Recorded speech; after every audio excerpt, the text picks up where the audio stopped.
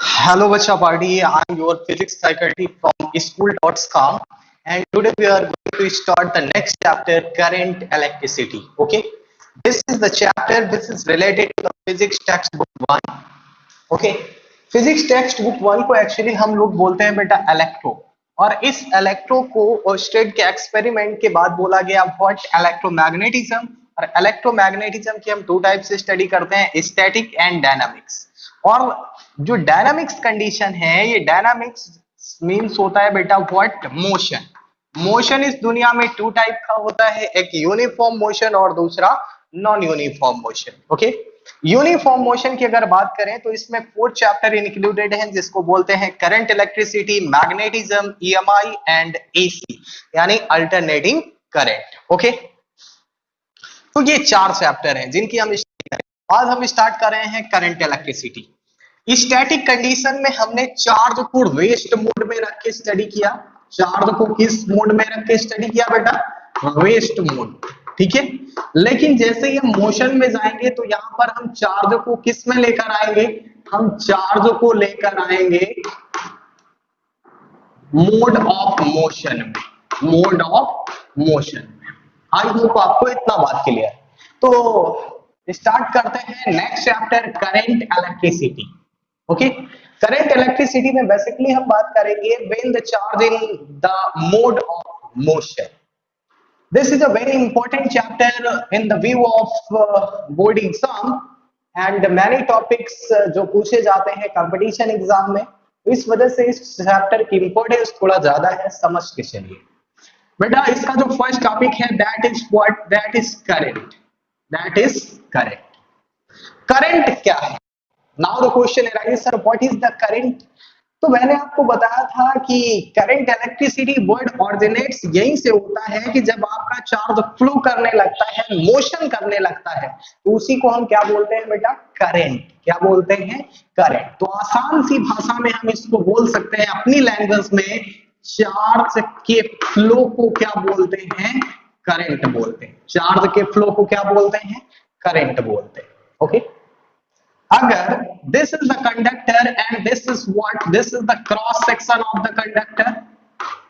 This is cross section of the conductor. Okay, और इस conductor पर 1 एम्पियर की करंट फ्लो हो रही है। How much ampere? 1 एम्पियर की करंट। 1 एम्पियर की current. Okay, if net charge capital Q is flowing through the cross section of the conductor, flowing through cross section of the conductor in time t, then we can write current is equal to, यानी current को किससे represent करता है? I से। I is equal to कितना हो जाएगा? Q by T. Q by T. Okay, इसको आसान सी लैंग्वेज में बोलेंगे, इस फॉर्मूले के अकॉर्डिंग करंट की डिफिनेशन क्या हो जाएगी? The rate of flow of charge is known as current. The rate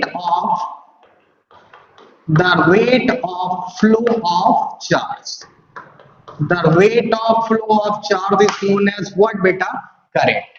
ठीक है, अगर इस कंडक्टर में कैपिटल Q चार्ज फ्लो हो रहा है कितने टाइम में? T टाइम में, तो करंट कितने एम्पियर होगी? I एम्पियर होगी। ठीक है, यहां पर आप सपोज कर लीजिए I एम्पियर करंट। ठीक है, तो ये करंट कितना हो जाएगा? I ampere. ओके, अच्छा, अच्छी बात। But now the question arises, sir आसान सी लैंग्वेज में हम करंट को बोलते हैं, चार्ज के फ्लो को करंट बोलते हैं, बट यहां पर टाइम को क्यों, टाइम फैक्टर को क्यों इंक्लूड किया गया इसके साथ में? इसका एक रीजन, टाइम फैक्टर को इस वजह से इंक्लूड किया गया है, इसको समझिए सर। सपोज इसको डेली लाइफ के एक एग्जांपल से समझते हैं। डेली लाइफ के एक एग्जांपल से, आप सपोज बीमार हैं। ठीक है, सपोज करिए आप बीमार हैं, किसी हॉस्पिटल में भर्ती हैं, और उस हॉस्पिटल में जो डॉक्टर आपका इलाज कर रहे हैं, उसने नर्स से कहा कि इस पर्टिकुलर मरीज पर 1 मिलीलीटर ग्लूकोज इंटर करनी चाहिए कितने सेकंड में? 1 सेकंड में। ठीक है, तो बड़ी आराम से फ्लो हो रही है ग्लूकोज 1 सेकंड में 1 ml, बहुत कम अमाउंट है। फिर कुछ देर बाद उसका जूनियर डॉक्टर आया और जूनियर डॉक्टर ने कहा कि इसकी मरीज की कंडीशन ज्यादा खराब है और ग्लूकोज को हाई करके 1 लीटर ग्लूकोज को 1 लीटर ग्लूकोज को कितने सेकंड में फ्लो करा दो? 1 सेकंड में फ्लो करा दो। ओके, तो आप ये फील करेंगे कि जब आपकी बॉडी में 1 सेकंड में 1 ml ग्लूकोज जा रहा है तो उसका इंपैक्ट अलग है, और जब आपकी बॉडी में 1 सेकंड में 1 लीटर ग्लूकोज इंटर कर रहा है तो उसका इंपैक्ट अलग है साहब। तो यही रीजन है कि यहाँ पर ग्लूकोज के फ्लो में कौन सा फैक्टर जरूरी है? टाइम। ओके, तो इसी वजह से यहाँ पर चार्ज के फ्लो में किसको इंक्लूड करना जरूरी है? टाइम को। तभी बोलते हैं the rate of flow of charge is known as current. यहाँ पर टाइम डिपेंड करता है। अगर कोई भी एक अमाउंट है चार्ज का, वो चार्ज जब इस कंडक्टर में एंटर कर रहा है तो अगर समय कम है और सेम अमाउंट का चार्ज फ्लो कर रहा है तो उसका इंपैक्ट अलग होगा, और अगर उतने ही अमाउंट का चार्ज अगर ज्यादा समय में फ्लो करे तो उसका इंपैक्ट अलग होगा। तो इस वजह से हम टाइम को इंक्लूड करते हैं। बात समझ में आ गया बेटा? आई होप आपको इतना बात क्लियर है। आगे की बात क्या है बेटा? यहाँ पर एक चीज ये नहीं समझ में आ रही है कि सर कि चार्ज क्या ऑटोमेटिकली फ्लो करेगा किसी भी कंडक्टर के अंदर? ठीक है, कंडक्टर के अंदर ऑटोमेटिकली फ्लो करेगा, तो कोई भी चार्ज ऑटोमेटिकली फ्लो नहीं करता है। तो क्या करेंगे? तो इस कंडक्टर पर एक ऐड करते हैं बेटा व्हाट? बैटरी ऐड कराते हैं, और बैटरी का ये पॉजिटिव टर्मिनल है, ये कौन सा टर्मिनल है? नेगेटिव टर्मिनल है। और बैटरी का वर्क क्या है ये समझ लीजिए जरा। What is the work of the battery? जो बैटरी का वर्क है, it always pushes the charge. ये चार्ज को क्या करने का काम करता है? पुश करने का काम करता है। और जब ये चार्ज को पुश करेगा, इलेक्ट्रॉन को पुश करेगा, तो इलेक्ट्रॉन फ्लो करेगा, और फ्लो करने से क्या कंस्टिट्यूट होगी? करंट कंस्टिट्यूट होगी। ओके, ठीक है, बहुत अच्छी बात, करंट कंस्टिट्यूट होगी। लेकिन आप कह सकते हैं कि सर जो इलेक्ट्रॉन है, इलेक्ट्रॉन की फ्लो करने से कंडक्टर में करंट कंस्टिट्यूट हो जा रहा है। ऐसे बहुत सारे फैक्टर हैं जिनकी वजह से करंट जनरेट होती है। वो कौन कौन से फैक्टर हैं तो समझ लीजिए इधर जरा। जो हम इलेक्ट्रॉन का फ्लो स्टडी कर रहे हैं वो कंडक्टर पे कर रहे हैं। कंडक्टर में किसकी वजह से इलेक्ट्रॉन कंडक्टर में किसकी वजह से करंट कंस्टिट्यूट होती है? तो इलेक्ट्रॉन की वजह से। ओके, अगर कोई भी इलेक्ट्रोलाइटिक केमिकल है, उस इलेक्ट्रोलाइटिक केमिकल में करंट किसकी वजह से जनरेट होती है? तो वो कंस्टिट्यूट होती है positive ion and negative ion की वजह से। Positive ion and negative ion की वजह से। And next one is semiconductor में जो करंट फ्लो होती है वो होती है बेटा इलेक्ट्रॉन्स एंड होल्स की वजह से। ये दो फैक्टर।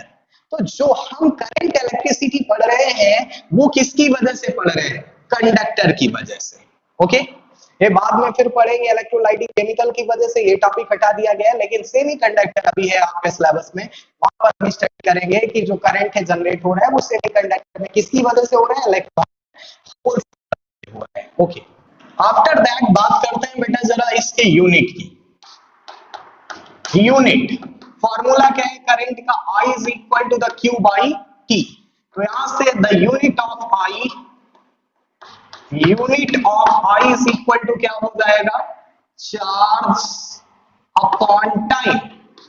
चार्ज का यूनिट होता है बेटा कूलॉम, एंड टाइम का यूनिट क्या होता है? सेकेंड। तो कूलॉम पर सेकेंड को एम्पियर के ऑनर में क्या बोलते हैं? Ampere. So the unit of the current या the unit of the I is ampere. Okay? अच्छा, बहुत अच्छी बात। अगली कुछ, अगर कहीं पर किसी भी कंडक्टर में अगर स्मॉल अमाउंट ऑफ करंट है तो उसके लिए क्या यूनिट होती है? तो for small amount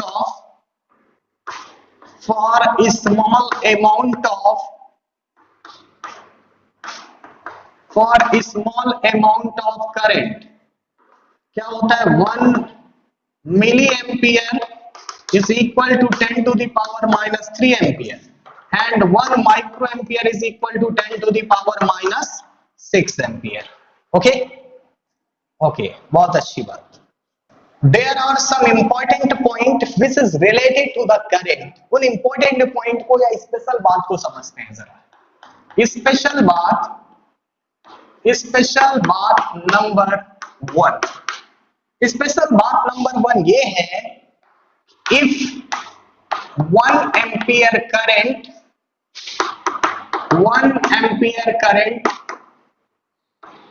flows through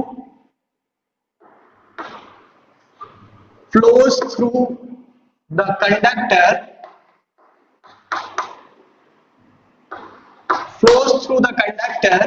that means 1 coulomb charge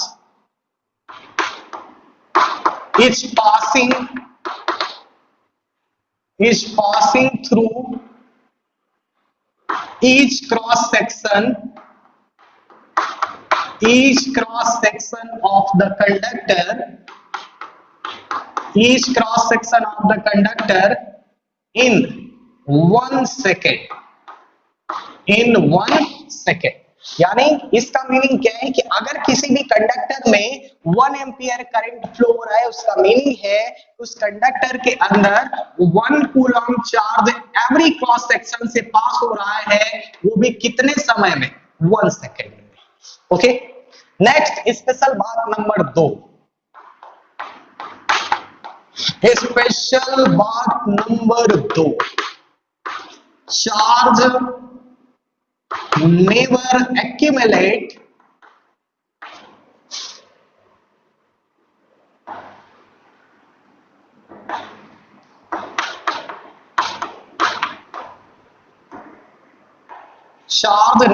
accumulate in an conductor।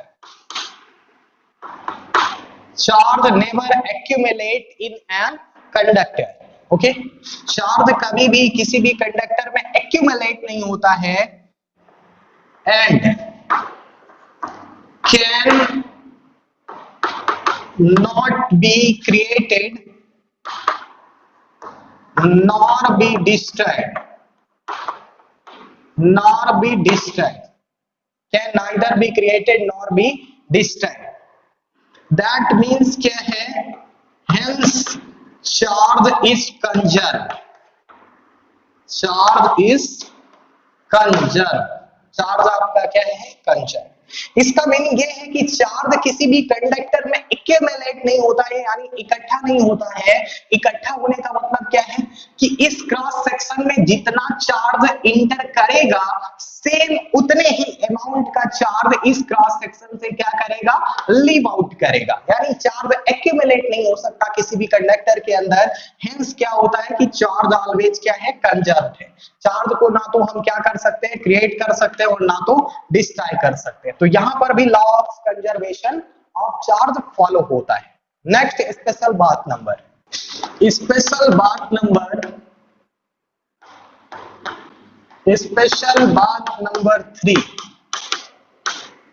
बात नंबर 3 क्या है कि the direction of I is always opposite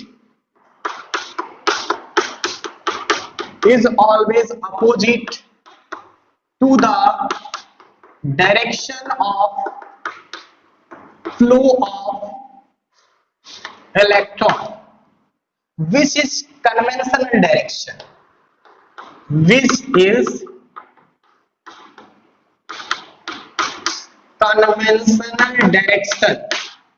okay that means क्या है कि जो डायरेक्शन ऑफ इलेक्ट्रिक करंट है वो ऑलवेज इलेक्ट्रॉन के फ्लो करने के जस्ट अपोजिट होती है। इसका मीनिंग क्या है? सपोज ये कोई एक क्या है, कंडक्टर है, ओके। इस कंडक्टर को हमने कनेक्ट किया एक बैटरी के थ्रू। बैटरी का काम क्या है? चार्ज को पुश करना। तो इससे क्या होगा, ये बैटरी का पॉजिटिव टर्मिनल, ये नेगेटिव टर्मिनल, तो इधर पॉजिटिव और इधर क्या हो जाएगा, नेगेटिव। तो पॉजिटिव से इलेक्ट्रिक फील्ड निकलेगी, किधर की ओर जाएगी? नेगेटिव साइड की ओर जाएगी। The direction of electric field is always positive charge to negative charge, okay. बहुत अच्छी बात। अब यहाँ पर जो इलेक्ट्रॉन है, जो फ्री इलेक्ट्रॉन्स प्रेजेंट है, वो फ्री इलेक्ट्रॉन्स पर होता है नेगेटिव चार्ज। नेगेटिव चार्ज की वजह से किधर की ओर जाएगा? पॉजिटिव प्लेट की ओर जाएगा। तो ये इस डायरेक्शन में मूव करे, ओके। तो यू आर सीइंग दैट कि इस डायरेक्शन में मूव करे, इस डायरेक्शन, ठीक है। और करंट का डायरेक्शन किधर होगा? इसके अपोजिट। ये कन्वेंशनल डायरेक्शन है, ये कोई फिक्स नहीं है, ऐसा माना जाता है, एक अजम्पशन है, ओके। अगली बात, इसको एक एग्जांपल के थ्रू, एक डेली एग्जांपल के थ्रू समझते हैं। डेली एग्जांपल के थ्रू, सपोज ये आपका कोई एक रूम है, रूम के एक दीवार पॉजिटिवली है और एक दीवार कैसी है? नेगेटिवली चार्ज है। ये पॉजिटिवली चार्ज्ड वॉल है, ओके, और ये जो वॉल है ये नेगेटिवली चार्ज्ड वॉल है, ओके। तो डायरेक्शन ऑफ इलेक्ट्रिक फील्ड किधर होगा? Positive charge to negative charge.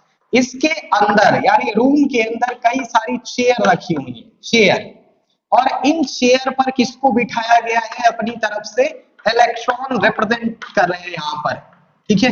Electron को बिठाया गया है। अब इलेक्ट्रॉन पर होता है नेगेटिव चार्ज, तो वन बाय वन करके पहले ये इधर पॉजिटिव प्लेट पे जाएगा, फिर ये जाएगा, फिर ये जाएगा, फिर ये जाएगा, इस तरीके से, ठीक है। तो यू आर सीइंग दैट कि जो चेयर के जो खाली होने की जो डायरेक्शन है, चेयर के खाली होने की डायरेक्शन किधर है? चेयर की डायरेक्शन पहले ये खाली हो रहा है, फिर ये खाली हो रहा है, फिर ये खाली हो रहा है, फिर ये खाली हो रहा है। तो चेयर के जो खाली होने की डायरेक्शन है वो इधर है, पॉजिटिव टू नेगेटिव। लेकिन इलेक्ट्रॉन के मूव करने की डायरेक्शन किधर है? Negative to positive. तो इलेक्ट्रॉन इस डायरेक्शन में मूव करता है और चेयर के खाली होने की डायरेक्शन इधर है, चेयर के खाली होने की डायरेक्शन। तो जो डायरेक्शन चेयर के खाली होने की है वही डायरेक्शन किसकी हो जाएगी? करंट की डायरेक्शन हो जाएगी। आई होप आपको इतना बात क्लियर है बेटा। स्पेशल बात नंबर 4, स्पेशल बात नंबर 4 ये है, in some cases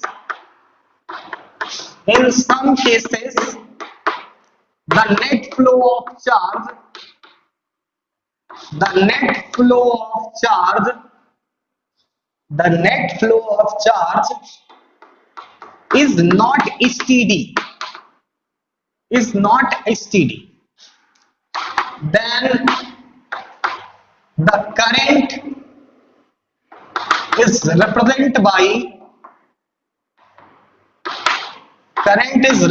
by this equation, okay.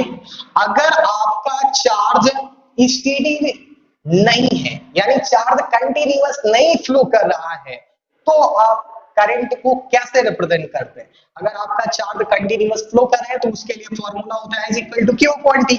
लेकिन अगर कंटिन्यूअस नहीं फ्लो कर रहा है तो फॉर्मूला क्या होगा करंट का? तो इसके लिए फॉर्मूला होता है I average is equal to delta Q upon delta T। I average is equal to delta Q upon delta T। इसका मीनिंग ये हुआ, मीनिंग समझिए कि इस कंडक्टर के अंदर जो चार्ज है, चार्ज तो टोटल फ्लो करेगा, लेकिन इस पॉइंट पर जो चार्ज है वो कम टाइम में फ्लो कर रहा है और यहाँ पर जल्दी फ्लो कर जा रहा है। तो इसका मतलब है कि हर एक पॉइंट पर जो चार्ज के फ्लो का जो रेट है वो अलग अलग है। तो इस वजह से हम इसके एवरेज की बात करते हैं। इस वजह से कौन सा वर्ड जनरेट होता है?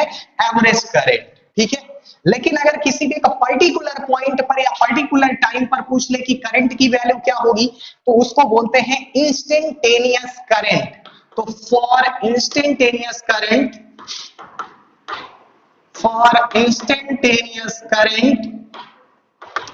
फॉर्मूला क्या हो जाएगा बेटा? इंस्टेंटेनियस करंट के लिए I is equal to dq upon dt।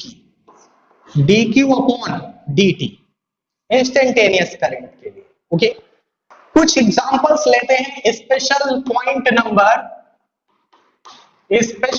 बात नंबर 4 से रिलेटेड कुछ एग्जांपल्स। वो एग्जांपल नंबर 1, सपोज आपका चार्ज दिया हुआ है q is equal to 5t square plus 2t plus 1। Okay, और आपसे पूछा जा रहा है कि t is equal to 0 second to t is equal to 1 second. तो आप किसकी वैल्यू बताइए? करंट की वैल्यू। करंट फाइंड आउट करना है।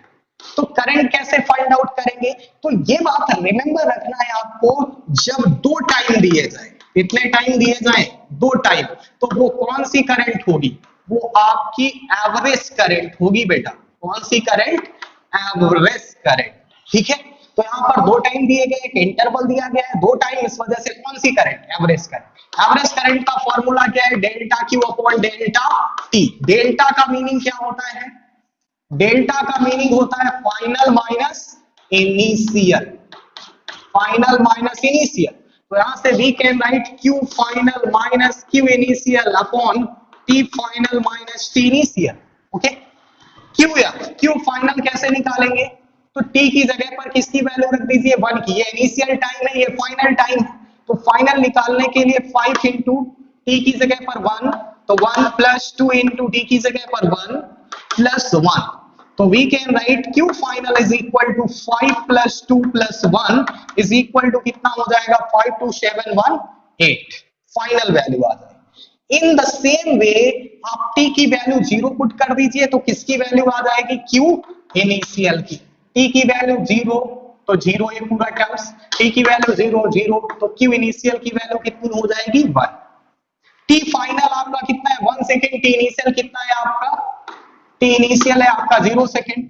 फार्मूला यूज करेंगे i is equal to delta q। तो q final minus q initial. q final की वैल्यू 8, q इनिशियल की वैल्यू 1 अपॉन t फाइनल की वैल्यू 1 माइनस t इनिशियल की value 0।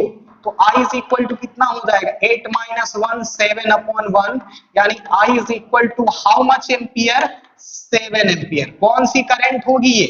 Average current. Average current. Okay, next example क्या है कि अगर charge q is equal to 3t square plus 4t plus 1 दिया गया है, और हमसे कह रहा है कि t is equal to 5 second पर आप बताइए करंट की वैल्यू। तो ये बात रिमेंबर रखना है कि मैंने कहा है किसी भी पर्टिकुलर टाइम पर अगर आपसे करंट पूछे तो वो इंस्टेंटेनियस करंट होता है। तो इंस्टेंटेनियस करंट के लिए formula I is equal to the dq upon dt। तो dq upon dt that means q का हमें क्या करना है? डिफरेंशिएशन। किसके रिस्पेक्ट में? टाइम के रिस्पेक्ट में। तो differentiation of charge with respect to time. तो कैसे करेंगे बेटा डिफरेंशिएशन? इधर सुनो, x की पावर n का डिफरेंशिएशन क्या होता है? nx की पावर n माइनस 1। यही फंडा अप्लाई करेंगे। तो 3t स्क्वायर, तो t स्क्वायर का डिफरेंशिएशन कितना हो जाएगा? 2t प्लस t का कितना हो जाएगा? 1, और 1 का कितना हो जाएगा? 0। तो dq upon dt is equal to 6t plus कितना हो जाएगा? 4। 6t plus 4। तो I is equal to dq upon dt, तो I is equal to 6। Time कितने पर पूछ रहा है? 5 सेकेंड पर। तो यहां से 5 की वैल्यू पुट कर दीजिए प्लस 4, तो यहां से हो जाएगा 30 plus 4 is equal to 34 ampere. तो ये आपकी कौन सी करंट हो जाएगी? Instantaneous current. तो ये लेक्चर रहा based on the introduction of current electricity. Next lecture हम लेकर आएंगे इस करंट इलेक्ट्रिसिटी का। तब तक इस लेक्चर को कंप्लीट करिए। अगर आपको फिर भी कोई प्रॉब्लम है कमेंट सेक्शन में जाइए, कमेंट करिए, I will solve your whole problem. Okay बच्चा party, thank you so much.